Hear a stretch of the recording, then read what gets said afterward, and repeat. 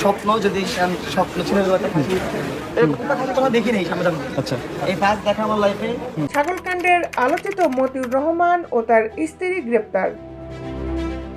ছাগলকাণ্ডের আলোচনায় আসা জাতীয় রাজস্ব বোর্ডের সাবেক সদস্য মতিউর রহমান ও তার স্ত্রী সাবেক উপজেলা চেয়ারম্যান লায়লা কানিজকে গ্রেপ্তার করেছে ডিবি পুলিশ।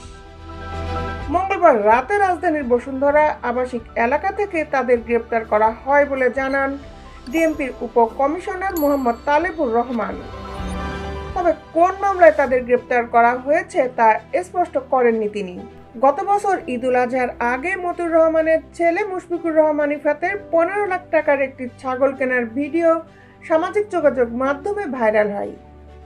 এর পরিপ্রেক্ষিতে এনবিআরের ওই কর্মকর্তার সম্পদের উৎস নিয়ে প্রশ্ন ওঠে। যদিও প্রথমে ছেলের পরিচয় অস্বীকার করেন মতিউর রহমান, এক প্রশ্নের জবাবে তিনি দাবি করেন মুশফিকুর রহমান ইফাত নামের কেউ তার ছেলে বা আত্মীয় নয়। এমন নামে কাউকে তিনি চেনেন না। তার একটি ছেলে যার নাম তৌফিকুর রহমান। এক পর্যায়ে সামনে আসেন ফেনী 2 আসনের সাবেক সংসদ সদস্য নিজামুদ্দিন হাজারী। তিনি দাবি করেন ইফাত এনবিআর কর্মকর্তা মতিউর রহমানের দ্বিতীয় পক্ষের ছেলে। মতিউর রহমানের প্রথম স্ত্রী লায়লা কানিজ লাকি ছিলেন শিক্ষা ক্যাডারের সাবেক কর্মকর্তা। সরকারি চাকরি ছেড়ে তিনি নাম লেখান রাজনীতিতে। তিনি নরসিংদী রায়পুরা উপজেলা পরিষদের চেয়ারম্যান। এরপর আলোচনা চলে মতিউর রহমান ও তার পরিবারের সদস্যদের কোথায় কি পরিমাণ সম্পদ রয়েছে এসব নিয়ে।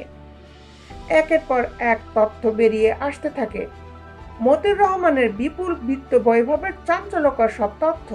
পরে গত বছরের 4 জুন মতিউর ও তার পরিবারের সদস্যদের জ্ঞাত আয় বহির্ভূত সম্পদের অনুসন্ধানের নামে দুর্নীতি দমন কমিশন।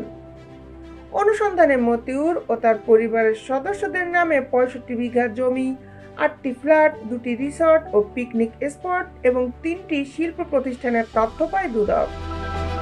মতিউর রহমান ও তার পরিবারের সদস্যদের নামে থাকা ব্যাংক হিসাব, মোবাইল ফোনে আর্থিক সেবার হিসাব ও শেয়ার বাজারের বিয়র জব্দ করা হয়। এরপর 24 জুন মতিউর রহমান ও তার প্রথম পক্ষের স্ত্রী এবং সন্তানের বিদেশ যাত্রায় নিষেধাজ্ঞা দেন আদালত। দুর্নীতির অভিযোগ নিয়ে আলোচনার মধ্যে মতিউরকে এনবিআরের দায়িত্ব থেকে সরিয়ে অভ্যন্তরীণ সম্পদ বিভাগে সংযুক্ত করে অর্থ মন্ত্রণালয়। বাদ পড়েন সোনালী ব্যাংকের পরিচালক পর্ষদ থেকেও। এরপর 31 জুলাই মতিউর রহমানের আবেদনের ভিত্তিতে তাকে স্বেচ্ছায় অবসরে পাঠানো হয় বলে প্রজ্ঞাপন জারি করে অভ্যন্তরীণ সম্পদ বিভাগ আইআরডি। এদিকে দুদকের নোটিশের পরিপ্রেক্ষিতে 29 অগস্ট 2 স্ত্রী এবং ছেলে মেয়ে সহ 5 জনের সম্পদ বিবরণী দুদকে জমা দেন মতিউর রহমান। সব শেষ চলতি বছরের 6 জানুয়ারি অবৈধভাবে সম্পদ অর্জনের অভিযোগে মতিউর রহমান, লায়লা কানিজ, তাদের মেয়ে ফারজানা রহমান ইপসিতা এবং অর্ণবের বিরুদ্ধে আলাদা মামলা করে দুদক। এতক্ষণ আপনাদের সাথে ছিলাম শামীমা সুলতানা সুমি, জাস্টিস টেলিভিশন, ঢাকা।